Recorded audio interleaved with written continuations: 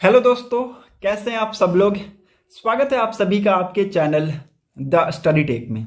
So in this video we are going to discuss the complete Hindu newspaper analysis of 16th of April 2024। 16 अप्रैल 2024 के important articles and editorial को discuss करेंगे। So the video is very much important specially to all the student who are preparing for competitive exams like UPSC, SSC, railways, banking and other core sector. And the video is bilingual. It means I'm going to explain each and every articles of the newspaper in Hindi and English so that आपको language की problem कहीं से भी ना हो।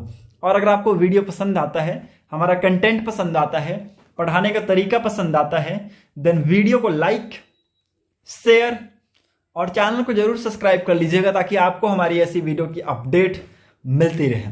सो let's move to the first page of the newspaper. Discuss करेंगे important articles को। Indian officials can soon meet detained crew says ईरानी ऑफिशियल्स। ठीक है, तो यहां पर देखिए जो 17 इंडियन क्रू मेंबर्स को यहां पर डिटेन किया गया है उनसे बहुत जल्द इंडियन ऑफिशियल्स मिलेंगे, ये यहां पर ईरानी ऑफिशियल्स का कहना है। External affair minister S Jaishankar ji ने दोनों कंट्रीज के फॉरेन मिनिस्टर से बात किया है और कहा है कि टेंशन को जल्द से जल्द यहां पर डीएस्केलेट किया जाए।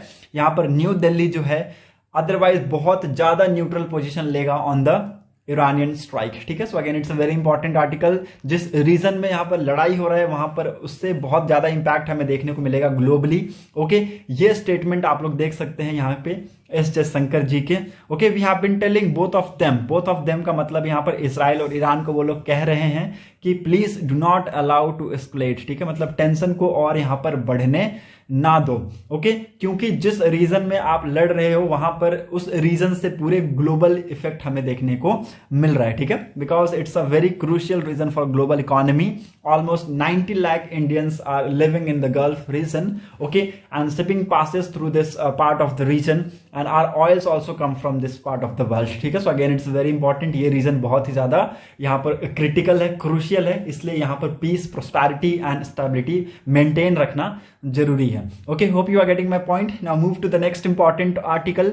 India to get above normal monsoon rainfall this year, this has been said by IMD। Okay, it means India meteorological department ने इस साल के रेनफॉल को लेके प्रिडिक्शन किया है कि नॉर्मल से अबव रहने वाला है इस साल का rainfall. Again it's a very important, आप यहां पर देख सकते हैं। ओके, इस साल IMD का जो प्रिडिक्शन रहने वाला है वो LPA का 106% के आसपास रहने वाला है। ओके, पिछले साल 2023 में जून से लेकर सितंबर मंथ में कितना था? 82 सेंटीमीटर। इट मींस LPA का 94%। ओके, और इस साल कितना रहेगा? 106%, मतलब कि 93 सेंटीमीटर आपको रेनफॉल देखने को मिलेगा इस साल भी। ओके, 2022 के जून से सितंबर के मंथ में जो रेनफॉल था इट वाज 93%, मतलब कि LPA का 106% था। तो इस साल भी आपको उतना ही देखने को मिलेगा। Okay, hope you are getting my point. Now move to the next important article. Goods export hit $41.68 billion in March के महीने में गुड्स का एक्सपोर्ट यहां पर हमें देखने को मिला है और ये आंकड़े को क्रॉस करता हुआ दिखा है। $41.68 बिलियन की यहां पर हमारे गुड्स मार्केट हो गई है। Okay, again it's a very important article. इसके तहत हो गया क्या कि ट्रेड डेफिसिट जो है वो हमारा थोड़ा कम होगा, मतलब कि हम जितना गुड्स को एक्सपोर्ट करेंगे, इंपोर्ट हम मान लीजिए करते हैं, लेकिन क्या होगा, थोड़ा सा प्रेशर क्या होगा, रिलीज हो जाएगा। ठीक है, तो ट्रेड डेफिसिट जो हमारा बहुत ज्यादा है वो थोड़ा सा धीरे धीरे गिरना स्टार्ट हो जाएगा। Okay, again it's a very important. Okay, hope you are getting my points. Now move to the next important article. यहां पर और भी कुछ आपके लिए यहां है नहीं, only related to politics related item है यहां पर। ओके, जिसको हम लोग डिस्कस नहीं करेंगे। सो let's move ahead. Editorial section को यू कैन इजिली स्किप। ठीक है, आप लोग इसको स्किप कर सकते हैं। ओपिनियन पेज में यहां पर एक बहुत इंपॉर्टेंट आर्टिकल आ रखा है। जैसे कि देखिए, आप सभी को पता है आपका कार्बन डाइऑक्साइड एमिशन बढ़ रहा है। ठीक है, तो यहां पर लोगों ने कहा है कि इंडस्ट्रीज हो रही हैं, डेवलपमेंट्स हो रही हैं, कंट्रीज यहां पर डेवलप्ड हो रहे हैं, इसकी वजह से यहां पर जो इमिशन है वो बढ़ रहा है। लेकिन किसी ने शायद ये ध्यान नहीं दिया होगा कि जो एविएशन है उसके थ्रू भी यहां पर जो CO2 इमिशन है वो भी बढ़ रहा है। ठीक है, तो यहां पर इन्होंने इस आर्टिकल के थ्रू बताया है कि कितना अमाउंट ऑफ जो शेयर है वो यहाँ पर कंट्रीब्यूट करता है एविएशन ग्लोबल CO2 इमिशन में। Again it's a very important, aviation account for 2.5% of the global carbon dioxide emission. इसको आप लोग लिख लीजिए, इस आर्टिकल को लिख लीजिएगा। Again it's a very important, मैं आप सभी को बता दूं एग्जाम्स पर्सपेक्टिव से ये पॉइंट्स आप लोगों के लिए बहुत ज्यादा इंपॉर्टेंट है। Okay, but it has contributed around 4% to the global warming to date. ठीक है, ग्लोबल वार्मिंग में अब तक इसका जो कंट्रीब्यूशन रहा है वो कितना 4% के आसपास रहा है। ओके, हम लोग ये पूरे आर्टिकल को डिस्कस करेंगे चार्ट 1, चार्ट 2, चार्ट 3 के माध्यम से, जिसमें यहां पर चार्ट 1 में कैटेगरीज में आपको डिवाइड होता हुआ ये पूरा आर्टिकल दिखेगा। ओके, पैसेंजर्स की डिमांड में क्या हुआ, फ्लाइट्स की डिमांड में कैसे, क्या यहां पर क्या प्राइसेस हाई हुए, क्या डिक्रीज हुए, ठीक है, क्या डिमांड कितनी बढ़ी है, ठीक है, एनर्जी इंटेंसिटी को हम लोग डिस्कस करेंगे, कार्बन पर यूनिट एनर्जी को डिस्कस करेंगे, कार्बन इंटेंसिटी को, और अब आखिरकार लास्ट में डिस्कस करेंगे CO2 इमिशन बढ़ा है कि घटा है। ठीक है, so again it's very important. Okay, आप यहां पर देखेंगे 1990 में जो पैसेंजर्स की डिमांड थी वो आप देख सकते हैं कितना कम था, 2000 के आसपास ये डिमांड था। Now it has been increase to 6080 billion passengers kilometre. ठीक है, आप ये देख सकते हैं ये कितना इंक्रीज हो गया है, लगभग 3 गुना ज्यादा हो गया है। ओके, फ्लाइट की डिमांड आप 1990 के आसपास 50,000 के अप्रॉक्स यहां पर देखते होंगे। ठीक है, उस टाइम पे ये 50,000 मिलियन टन किलोमीटर था। Now it has been increase to 2.4 lakh million tonne kilometre. Okay, energy intensity में हमें गिरावट देखने को मिला है, पहले 3 के आसपास था, now it has been decrease to 1.13 के आसपास आ गया। Okay, carbon per unit energy में भी हमें हल्का फुल्का गिरावट यहां पर देखने को मिला है। ओके, ये स्लाइटली लेआउट आपको यहां पर देखने को मिलेगा इस टाइप का। ओके, कार्बन इंटेंसिटी में हमें थोड़ा सा गिरावट देखने को मिला है, it was approximately in between 300 to 400, now it has been came down to 141.1। नाउ इन सबके इंक्रीज होने से आपको CO2 इमिशन पे इफेक्ट होता हुआ यहां पर देखने को मिला है। 1990 में इट वाज 0.6 बिलियन टन्स। ठीक है, तो एविएशन से आप देखें 1990 में ये कितना था, 0.6 बिलियन टन्स था। नाउ 2020 में ये बढ़ के कितना हो चुका है, 0.73 बिलियन टन्स हो चुका है। तो जैसे जैसे यहां पर डिमांड बढ़ती गई, डिमांड जितना बढ़ेगा एविएशन तो आएगा भैया। ठीक है, जैसे कि मान लीजिए अगर मैं आज अकेला ट्रैवल कर रहा हूं तो मुझे उतना जरूरत नहीं है, लेकिन मेरे साथ अगर 100 लोग हैं तो भाई 100 लोगों की कमी नहीं एक पूरी कर सकते ना। तो इसके लिए हमें क्या करना होगा, पैसेंजर्स जो एविएशन उसको इंक्रीज करना होगा। एविएशन इंक्रीज होगा तो फ्यूल जाएगा तो इमिशन भी डबल होगा। ये यहीं पर यहाँ देखिए आप स्टेटमेंट भी लिखा हुआ है, if demand has quadruple but the aviation has become twice as efficient then emission will be double. ठीक है, इमिशन क्या हो जाएगा, डबल हो जाएगा। ठीक है, तो यहां पर यही सारी चीजें यहां पर बताई गई हैं जो कि मैंने आपको अभी बताया। Okay, hope you are getting my point. Now move on to the next important article, text and context page में बहुत प्यारा आर्टिकल आया हुआ है रिगार्डिंग 40 साल पुराना operation Meghdoot. It's a very important article. मैं आप सभी को बता दूं कि 13 अप्रैल तो बीत गया, लेकिन इसकी याद में ऑपरेशन मेघदूत को याद किया जाता है। उसी दिन इंडिया ने पाकिस्तान को सियाचिन ग्लेशियर से पीछे की ओर ढकेला था, मतलब कि मजबूर किया था कि आप नीचे उतरे, अदरवाइज हम आपके ऊपर भारी पड़ेंगे। Again it's a very important, 13 अप्रैल 1984 को यह ऑपरेशन मेघदूत को लॉन्च किया गया। इसका यहां पर मैं आप सभी को बता दूं, इसको लिख लीजिएगा, आपके लिए यहां पर एग्जाम्स पर्सपेक्टिव से बहुत इंपॉर्टेंट ये आर्टिकल है। Okay, 13th of April 2024 marks 4 decades since Indian Army pre-empted Pakistan and occupied the Siachen Glacier on the Saltoro Ridge overlooking the Nubra Valley in the Karakoram range. While a ceasefire is in the place, the operation continues to date. ठीक है, तो आप देखिए यहाँ पर जो 13 अप्रैल 2024 है, इसको मार्क किया जा रहा है कि 4 डिकेड मतलब कि 40 साल पुराना इंडियन आर्मी ने जो किया था ऑपरेशन मेघदूत के तहत पाकिस्तान को पीछे की ओर ढकेला और सियाचिन ग्लेशियर को ऑक्यूपाइड किया जो कि साल्तोरो रिज पे है। Okay, again it's a very important, इसको हम लोग पूरे डिटेल में डिस्कस करने वाले हैं, इसलिए मैंने पूरे आर्टिकल को देखिए हाईलाइट कर रखा है क्योंकि बहुत प्यारा आर्टिकल है। बिल्कुल भी स्किप मत कीजिएगा, यहां से आप लोगों को पता चलेगा कि कैसी जिंदगी है सियाचिन ग्लेशियर में। देखने में सुनने में बहुत ही ज्यादा फर्क है, वहां जाके रहिए तब जाके आपको पता चलेगा कि क्या जिंदगी है सियाचिन ग्लेशियर पे, कैसे वहां पर लोग रह रहे हैं, कैसे हमारे बहादुर जवान सोल्जर्स वहां पर तैनात हैं, हमारी रक्षा कर रहे हैं, ठीक है, कंट्री को प्रोटेक्ट कर रहे हैं, ठीक है। ये आप लोगों को इस आर्टिकल के थ्रू पता चलेगा, ठीक है, कि वहां टेम्परेचर -45 -50 के अप्रॉक्स पहुंच जाता है, फिर भी हमारे बहादुर सोल्जर्स वहां पर डिप्लॉयड हैं और हमारी कंट्री को, हमारी भारत माता को बचा रहे हैं। Okay, so again it's very important. Let's move to the article. Okay, the land is so barren and the pass is so high that only the best of friends and the freshest of enemy come by.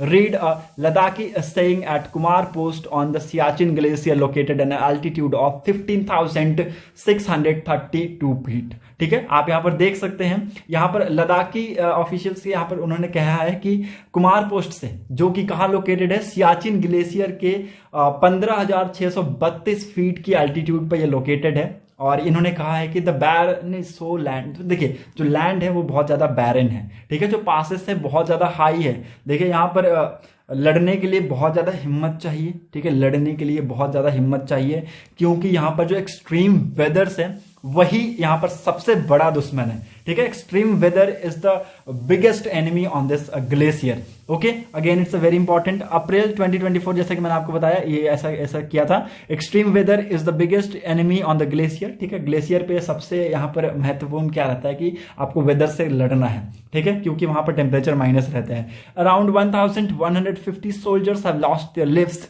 Majority of them vagaries to the extreme weathers, ठीक है। देखिए उस time से लेके अब तक यहाँ पर मैं आपको बता दूं, हमारे 1150 सोल्जर्स शहीद हो गए हैं, और ये due to this extreme weather की वजह से बहुत ज़्यादा कंडीशन वहाँ खराब रहता है, ठीक है। -40 -45 डिग्रीज में हमारे बहादुर सोल्जर्स वहाँ पर तैनात रहते हैं, डिप्लॉय रहते हैं, और कंट्री को प्रोटेक्ट करते हैं एनिमी से। ओके, सो उनके लिए यहाँ पर एक लाइक तो बनता है, और प्लीज कमेंट में उनके लिए यहाँ पर जय हिंद लिखिएगा जरूर, क्योंकि हमारे देश को वो एनिमी से आप लोगों के लिए बचा रहे हैं, हम लोगों के लिए बचा रहे हैं। ओके, तो कमेंट में जय हिंद उनको लिए लिखिएगा। ओके, और यहाँ पर आगे देखते हैं कॉन्फ्लिक्ट क्या था, कैसे यहाँ पर पाकिस्तान क्लेम करता है सियाचिन को, कैसे यहाँ पर इंडिया क्लेम करता है सियाचिन को। सियाचिन मतलब कि डिस्प्यूट का रीजन क्यों बन गया, ठीक है। यहाँ पर देखिए मैं आप लोगों के लिए यहाँ पर कश्मीर का ये मैप बना देता हूं पेन से।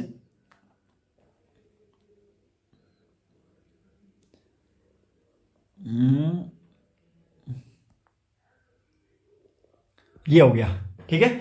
नाउ यहां पर जो ये रीजन है ना, ये देखिए यहां से ये हो गया, ये गया आपका LOC, इसको हम लोग लिख देते हैं LOC, लाइन ऑफ कंट्रोल, ठीक है।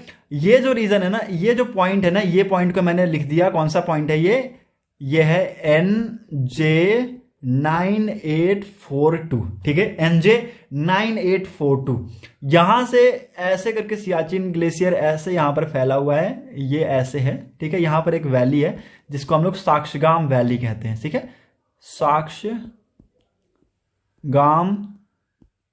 वैली, जो कि पाकिस्तान के द्वारा इसको चाइना को गिफ्ट कर दिया गया था 1962 में। कब? 1962 में पाकिस्तान ने चाइना को ये गिफ्ट कर दिया था। ऑफिशियली ये इंडिया के रीजन में था, लेकिन इसको कंट्रोल करता था पाकिस्तान, इसलिए 1962 में इन्होंने चाइना को गिफ्ट कर दिया। नाउ यहां पर मुद्दा क्या है वो मैं आप सभी को बता दूं कि ये जो रीजन है ना, ये लाइन ऑफ कंट्रोल आप लोग देख रहे हैं ना, ये यहां से लेकर NJ9842 तक, जो कि एक पॉइंट है, जो कि एक पोस्ट है, वहां तक ही मार्क किया गया है। उसके बाद ये लाइन ऑफ एक्चुअल कंट्रोल को मार्क ही नहीं किया गया, ठीक है। मतलब कि यहां पर कोई लाइन ही नहीं है, आप ये मान सकते हैं, यहां पर कोई लाइन नहीं है। Okay, it was left unmarked, ठीक है। अब पाकिस्तान इस चीज को क्लेम करता है कि भैया ये मेरा एरिया है। ओके, इंडिया क्लेम करता है कि ये हमारे अंडर आता है, क्योंकि 1947 में उस टाइम के राजा हरि सिंह ने क्या किया था, इंस्ट्रूमेंट ऑफ एक्सेशन साइन किया था, और ये रीजन को पूरा इंडिया को दे दिया था, ठीक है। तो ये इस चीज को पाकिस्तान नहीं मानता है, बट इंडिया भी नहीं मानता है कि ठीक है भैया, ये आप कैसे बोल सकते हैं कि मेरा पास ये मेरा एरिया है। पाकिस्तान बोलता है कि भाई ये हमारे लिए एक कनेक्टिविटी का काम कर सकता है टू चाइना, ठीक है, टू चाइना, क्योंकि यहां से ये रीजन किससे है, ये LAC है, ठीक है, LAC। ये connectivity belt and road initiative के थ्रू यहां से रोड निकाल के इंफ्रास्ट्रक्चर डेवलपमेंट वगैरह का काम कर सकता है, जो कि आने वाले टाइम में इंडिया के लिए क्या है, एक थ्रेट क्रिएट कर सकता है। ठीक है, तो ये यहाँ पर पूरा डिस्प्यूट है, आप लोगों को मैप के थ्रू समझ में आ गया होगा ना। इसको हम लोग यहाँ पर समझते हैं। सियाचिन जो कि बाल्टी लैंग्वेज में लैंड ऑफ रोजेस कहा जाता है, इसको लिख लीजिएगा, क्वेश्चन बन सकता है कि सियाचिन को बाल्टी लैंग्वेज में क्या कहा जाता है। ठीक है, तो लैंड ऑफ रोजेस कहा जाता है। सिया एक काइंड ऑफ रोज की स्पीसीज है जो कि वहां पर उस रीजन में पाया जाता है, और चेन का मतलब होता है in abundance. Okay, however it is known for the big world highest and coldest battlefield. अगर क्वेश्चन पूछता है ना आपसे कि वर्ल्ड की हाईएस्ट और कोल्डेस्ट बैटलफील्ड कौन सी है, तो भैया बेधड़क यहां पर टिक मार के आ जाइएगा कि Siachen glacier is the world highest and coldest battlefield. Okay, now यहां पर इस साइड में आप देखेंगे लेफ्ट साइड में पाकिस्तान है, ठीक है, लेफ्ट साइड में इसके पाकिस्तान है, और राइट साइड में चाइना है। ओके, बीच में हमारा प्यारा भारत। Okay, again it's very important. Siachen is a legacy of partition between India and Pakistan. Okay, while the line of control was delineated and accepted by both the side up to the point of NJ 9842। ठीक है, देखिए line of जो control है दोनों countries के द्वारा इसी point तक NJ 9842 के पॉइंट तक यहां पर एक्सेप्ट किया जाता है। इसके बाद का जो पॉइंट है ना वही मेन यहां पर मकसद है। ठीक है, इसको एक्चुअली 1972 के शिमला एग्रीमेंट में यहां पर तय किया गया था। Okay, which is very important. Glacier itself was left unmarked, glacier को मार्क्ड नहीं किया गया है, मतलब वहां पर कोई भी आपको लाइन ऑफ कंट्रोल आपको नहीं मिलेगा। India claims the area based on Jammu and Kashmir accession agreement of 1947 and Karachi agreement of 1949 which defined the ceasefire line beyond NJ 9842 as running northward to the glacier। ठीक है, यहां पर देखिए इंडिया इस चीज को क्लेम करता है ये बोल के कि 1947 में उस टाइम के जो राजा हरि सिंह थे उन्होंने ये हमें दिया था as a instrument of accession sign करके, और कराची एग्रीमेंट 1949 के तहत एरिया को यहां पर इंडिया के द्वारा क्लेम किया जाता है। अदर हैंड में अगर आप देखें पाकिस्तान क्लेम करता है कि उनकी डेवलपमेंट के लिए ये एरिया जरूरी है। ठीक है, साथ ही साथ पाकिस्तान को इससे क्या मिल जाएगा, डायरेक्ट कनेक्टिविटी मिल जाएगा टू द चाइना। ठीक है, जो कि यहां पर इंडिया के लिए बहुत बड़ा थ्रेट है। Okay, again it's very important. Okay, तो यहां पर अब हम लोग समझेंगे कि ऑपरेशन मेघदूत में हुआ क्या था। देखिए आपको मैं छोटी सी कहानी बता देता हूं। ओके, उसी के तहत आप लोग समझ जाइएगा, क्योंकि ये पूरा यहां पर बहुत ज्यादा यहां पर उसमें दिया हुआ है, वास्ट उसमें दिया हुआ है। 1970-1980 के टाइम पे क्या हुआ, देखिए सियाचिन ग्लेशियर पे दोनों का कंट्रोल है। ठीक है, इंडिया का भी कंट्रोल हो गया था और पाकिस्तान का भी कंट्रोल था। पाकिस्तान ने क्या किया, पाकिस्तान ने जो फॉरेन माउंटेनर्स थे उन्होंने क्या किया, उनको अलाउ कर दिया कि ठीक है भैया आप जाइए और सियाचिन ग्लेशियर पे चढ़ाई कीजिए, उसकी चोटी पे जाइए, आप ट्रैकिंग वगैरह कर सकते हैं, जो भी करना है कर सकते हैं। ठीक है, इसके अगेंस्ट में इंडिया ने अपोज किया इस एक्शन को, और इंडिया ने कहा कि नहीं आप इस टाइप से चीजें नहीं कर सकते हैं, पर फिर भी माने नहीं, और उन्होंने कंटिन्यूअस अपने एक्सपेडिशन यहां पर भेजते गए। ठीक है, माउंटेनियरिंग के लिए फॉरेनर्स को वो अलाउ करते गए। ठीक है, तो इंडिया ने बाद में आकर ये सोचा कि नहीं अगर ऐसे ये करते रहे तो क्या पता आने वाले टाइम में कुछ ये बहुत बड़े स्टेप्स ले सकते हैं। ठीक है, तो यहां पर एक इंडिया की तरफ से भेजा गया एक माउंटेनियरिंग एक्सपेडिशन जिसको लीड कर रहे थे कर्नल नरेंद्र बुल कुमार। ठीक है, जो कि यहां पर सियाचिन ग्लेशियर के ही थे, वो उसके कमांडेंट थे of high altitude warfare schools के। ओके, और उन्हीं की मदद से हमने ये जो पूरा प्रोसेस किया ऑपरेशन मेघदूत का, जितना भी प्लानिंग किया वो उन्हीं की यहां पर रेक्की की बदौलत किया है। ठीक है, बेस्ड ऑन दिस रेक्की रिपोर्ट्स, मतलब कि जो उन्होंने रेक्की किया उसकी रिपोर्ट के बेस्ड पे इंडियन आर्मी ने ऑपरेशन मेघदूत को लॉन्च किया। कब लॉन्च किया था, ये डेट बहुत इंपॉर्टेंट है, ये लिख लीजिएगा। अप्रैल 13 1984 को इंडियन आर्मी ने ऑपरेशन मेघदूत को लॉन्च किया और 76.4 किलोमीटर एरिया को यहां पर कैप्चर करने की प्रोसेस में निकल गया। Okay, again it's very important. This was accomplished after a platoon of 4th command battalion led by the then captain Sanjay Kulkarni, retired as lieutenant general, planted the Indian flag at Bilafond La at an altitude of 18,000 feet. ठीक है, तो आप देखेंगे इसी चीज को accomplish करने के लिए 4th कुमाऊं बटालियन के उस टाइम पे लीडर थे कौन, कैप्टन संजय कुलकर्णी जी, जो कि बाद में लेफ्टिनेंट जनरल से रिटायर्ड हुए। उन्होंने क्या किया, बिलाफोंड लॉ पे जो कि 18,000 फीट की एल्टीट्यूड पे लोकेटेड था, वहां पर जाके इंडियन फ्लैग को वहां पर प्लांट किया। Okay, personnels from Ladakh scouts were also deployed via Chetak helicopter by the Indian air force. Indian air force का यहां पर बहुत बड़ा योगदान था क्योंकि यहां पर एक्सट्रीम वेदर से बहुत सारे इक्विपमेंट्स खराब हो जाते थे। ओके, तो सबसे बड़ा प्रॉब्लम यही था कि सोल्जर्स की डिप्लॉयमेंट कैसे की जाए। ठीक है, लद्दाख स्काउट्स को वहां पर डिप्लॉय किया गया, लद्दाख स्काउट्स जितने भी पर्सनल थे उनको डिप्लॉय किया गया चेतक हेलीकॉप्टर्स के द्वारा। ठीक है, यहाँ पर पहले ही चेतक हेलीकॉप्टर से यहाँ पर जो ऑपरेशन था उसको यहाँ पर इंडियन एयरफोर्स ने यहाँ पर थोड़ा सा और आसान बना दिया था।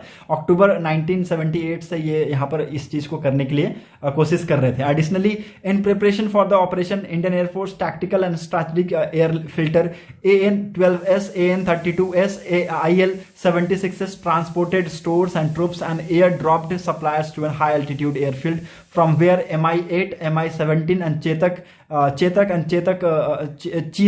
and Chetak helicopter fried men and materials to the icy height on the glacier far above the limit helicopters were present over there. Okay, so again it's very important। यहाँ पर देखिए बहुत कम हमारे पास टाइम था, बहुत कम हमारे पास इक्विपमेंट्स थे।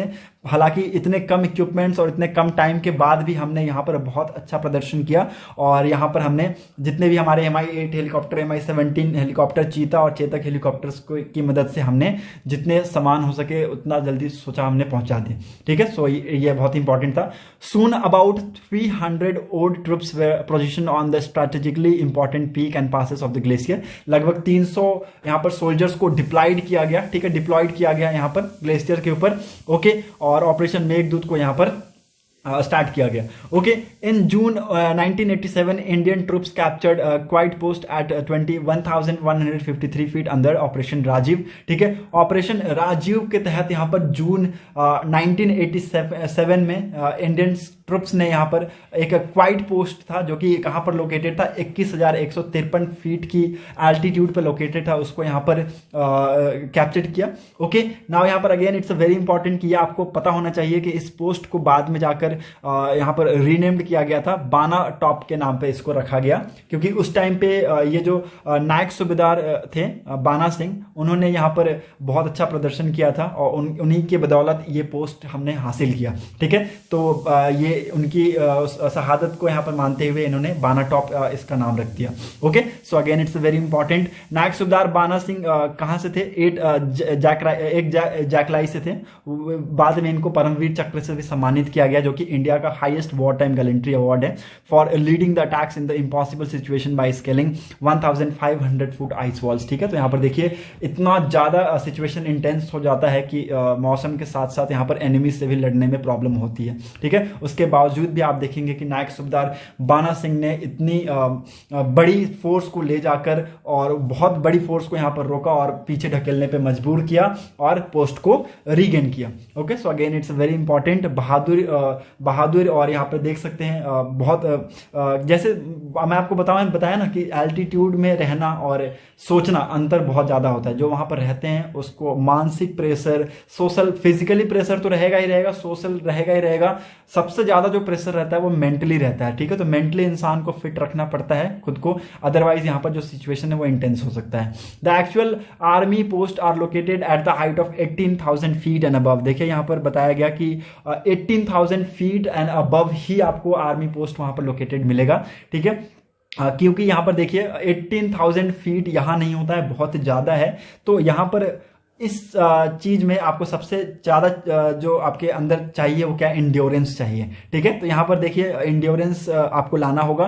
ठीक है, with Bana post being highest on the glacier and Indira col is the highest point. ठीक है, देखिए बाना पोस्ट इस ग्लेशियर पे सबसे हाईएस्ट पोस्ट है और इंदिरा कोल जो पॉइंट है वो सबसे हाईएस्ट पॉइंट है। Okay, at 18,000 to 19,000 feet Indian and Pakistani post face each other. ठीक है, देखिए 18,000 से 19,000 फीट के आसपास आप देखेंगे इंडियन आर्मी और पाकिस्तानी आर्मी के जो पोस्ट है वो एक दूसरे के आमने सामने होंगे।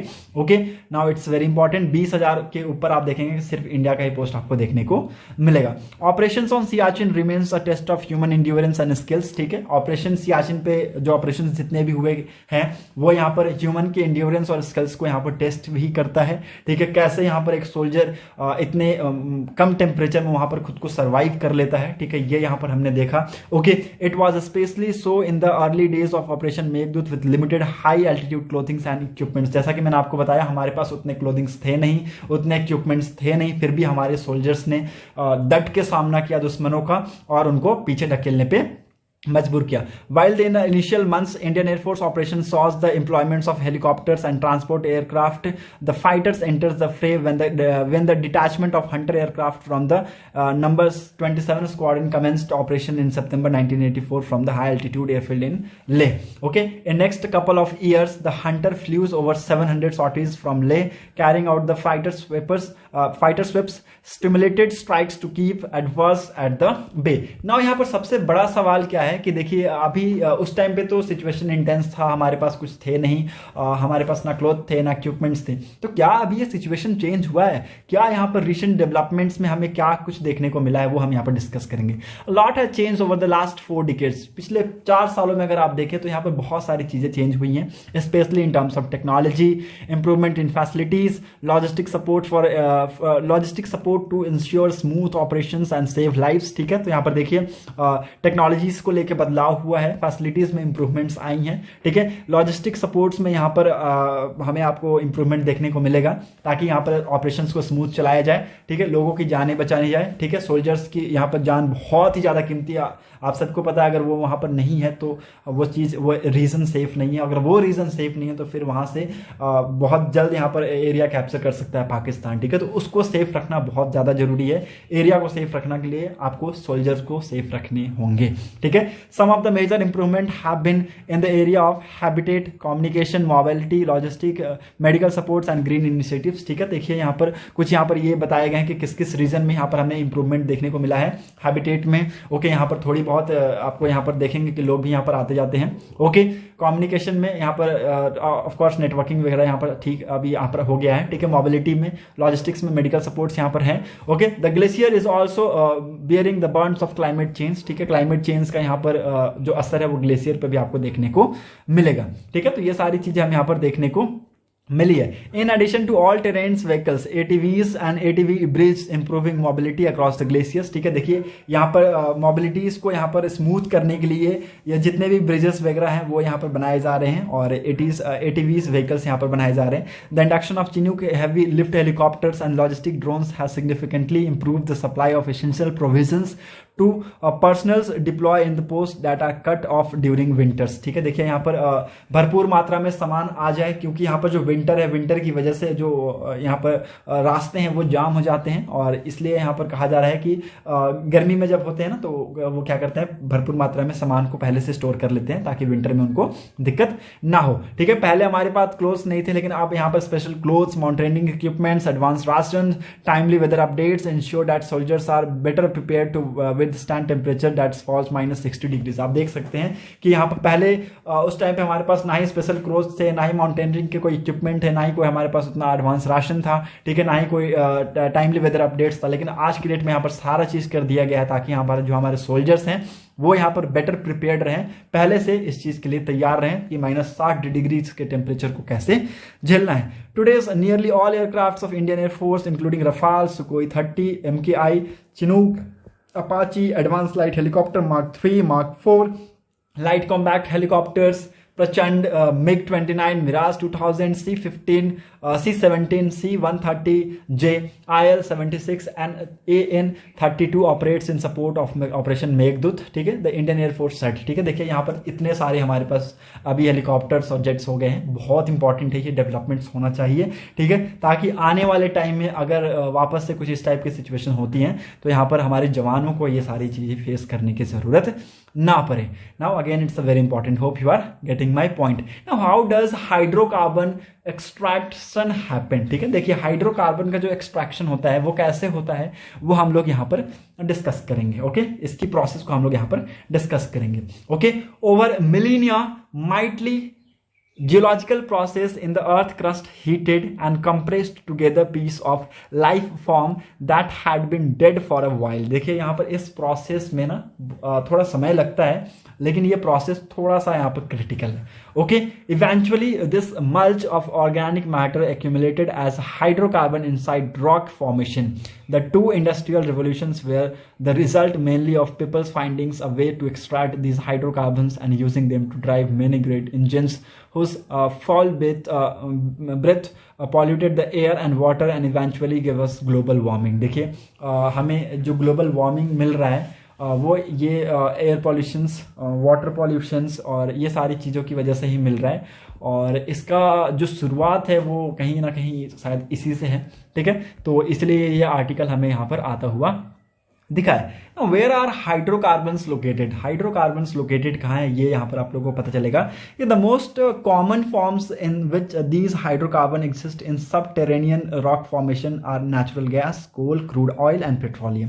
देखिए सबटेरेनियन रॉक्स के आपको फॉर्मेशन की वजह से आपको उसी रीजन में ये हाइड्रोकार्बन आपको यहाँ पर पाए जाते हैं in the form of natural gas, in the form of coal, in the form of crude oil, in the form of petroleum. They are usually found in underground reservoir created when a more resistance rock type overlay a less resistance one, in effect creating a lid that cause hydrocarbon to accumulate below it. ठीक है, तो यहाँ पर इस चीज की जो process होती है ना, उसकी वजह से यहाँ पर हाइड्रोकार्बन हमें आता हुआ दिखता है। Okay, now such formation are important because otherwise the hydrocarbon would float to the surface and dissipate. ठीक है, ये जो फॉर्मेशन है ये बहुत ही ज्यादा जरूरी है, नहीं तो क्या होगा, हाइड्रोकार्बन सरफेस के बाहर आ जाएगा और जमीन पे इधर उधर डिसिपेट हो जाएगा, मतलब कि फैल जाएगा। Okay, experts use the tools, methods and techniques of the field of petroleum geology to assess this rocks including to check for their prosperity and permeability. देखिए यहाँ पर एक्सपर्ट्स के पास बहुत सारे टूल्स हैं, बहुत सारे मेथड्स हैं, बहुत सारे टेक्निक्स हैं कि वो इसको यहाँ पर इजीली टेस्ट करें। ओके, यहाँ पर देखिए बहुत सारी चीजें यहाँ पर बताई गई है कि सिमिलरली यहाँ पर कहा जाता है कि अगर if a rock formation is highly porous, अगर रॉक का जो फॉर्मेशन है हाईली पोरस है, it could hold large quantity of hydrocarbon. मान लीजिए कि अगर एक रॉक है उसका जो फॉर्मेशन हाईली पोरस में हुआ है, ठीक है, तो ये लार्ज क्वांटिटी ऑफ हाइड्रोकार्बन को क्या कर सकता है, ये होल्ड कर सकता है। Similarly the more permeable rock is more easily the hydrocarbon will flow through it. देखिए अगर हाईली पोरसली ये नहीं है, मतलब कि समझ लीजिए मोर परमिएबल इन नेचर है, तो हाइड्रोकार्बन क्या हो जाएगा, इजिली फ्लो होगा। Okay, the primary source of hydrocarbon in this rock की अंडरग्राउंड इज कॉल्ड केरोसिन। ठीक है, देखिए जो प्राइमरी सोर्स है हाइड्रोकार्बन का इन दिस रॉकी अंडरग्राउंड, ये रॉकी अंडरग्राउंड सरफेस के अंदर जो प्राइमरी सोर्स है हाइड्रोकार्बन का वो क्या है, केरोसिन है, which is a lumps of organic matter. Kerosene can be deposited from 3 possible sources. ठीक है, केरोसिन को यहाँ पर 3 पॉसिबल सोर्सेस से हम डिपॉजिट कर सकते हैं। ओके, पहला as a remains of lake के तौर पे, ओके, दूसरा लार्ज एंड मेराइन इकोसिस्टम के तौर पे, तीसरा और ऑफ टेरेस्ट्रियल इकोसिस्टम के तौर पे। Rocks surrounding the kerosene can become warmer, more compact over time, exerting force on the kerosene that cause it to break down. Okay, तो ये आप लोग यहाँ पर देख सकते हैं, इस टाइप से यहाँ पर चीजें होती हैं। ओके, नाउ यहाँ पर बताया गया है कि कैसे यहाँ पर हाइड्रोकार्बन को असिस्ट किया जाता है, कैसे यहाँ पर हाइड्रोकार्बन को असिस्ट किया जाता है। ड्रिलिंग्स हो गया, रिजर्वियर्स इंजीनियर्स हो गए, they are responsible for extracting as much as of hydrocarbon as is gaining without damaging the reservoirs to which end they deploy a variety of methods. ठीक है, ड्रिल करके यहाँ पर रिजर्वियर्स को क्रिएट किया जाता है, एक टाइप का कुआं, टनल खोदा जाता है, कुआं खोदा जाता है, उसी से यहाँ पर सारी प्रोसेस स्टार्ट होती है। वैसे करके यहाँ पर हाइड्रोकार्बन को क्या किया जाता है, एक्सट्रैक्ट किया जाता है। The first task is to create a production well. ठीक है, देखिए जैसा कि मैंने आपको बताया, सबसे पहला काम यही रहता है कि एक प्रोडक्शन कुआं बनाया जाए, वेल बनाया जाए। The principal hole through which the reservoirs will be drain to the surface. ठीक है, इसके थ्रू क्या किया जाएगा, जो भी रिजर्वियर्स होंगे उसको क्या किया जाएगा, ड्रेन किया जाएगा to the surface. Its location is chosen to maximise the amount of drainage. ठीक है, इसके लोकेशन को इसलिए चूज किया जाता है क्योंकि यहाँ पर जो अमाउंट ऑफ ड्रेनेज है उसको मैक्सिमाइज किया जाए। The well is created with the drilling machine. Drilling machine से यहाँ पर उस वेल को क्रिएट किया जाता है। The drill consist of drill pipe. ठीक है, ड्रिल में क्या क्या होता है, ड्रिल पाइप होता है, ड्रिल कॉलर्स होता है which is towards the bottom, and drill bits होता है एट द बॉटम। ठीक है, तो ये यहाँ पर 3 चीजें होता है ड्रिलिंग मशीन में। The drill bite is of object that breaks through the rocks and creating a hole as it's a tunnel further down. ठीक है, तो यहाँ पर देखिए ऑफकोर्स यहाँ पर ड्रिल का क्या काम होता है, ड्रिल का काम होता है कि रॉक्स को तोड़े और नीचे की तरफ यहाँ पर क्रिएट करता जाए होल को। ठीक है, नाउ यहाँ पर कैसे एक्सट्रैक्शन किया जाता है, once the production well has been drill, जैसे यहाँ पर जो प्रोडक्शन वेल है उसको ड्रिल कर लिया जाएगा, जैसे वहां पर उसको ड्रिलिंग कर लिया जाएगा, it has been prepared to drain the hydrocarbon. Now यहाँ पर प्रिपेयर किया जाएगा कैसे हाइड्रोकार्बन को ड्रेन किया जाए। अ स्टेप कॉल्ड कंप्लीटिंग, ठीक है, एक ऐसा स्टेप, इसी स्टेप को हम लोग क्या कहते हैं, कंप्लीटिंग कहते हैं। Here the engineers remove the drill stings out of the bore hole and punch small holes into casing. Okay, casing में एक स्मॉल होल्स को वो पंच करते हैं, ठीक है। यहाँ पर देखिए, जो आप लोग बोरिंग कराए होंगे ना, तो आप लोगों ने केसिंग सुना होगा, जो कि एक टाइप की लंबी पाइप होती है, केसिंग होता है, ठीक है। और 6 इंची के आसपास वो केसिंग रहता है, शायद मेरे ख्याल से 6 इंची के आसपास रहता है।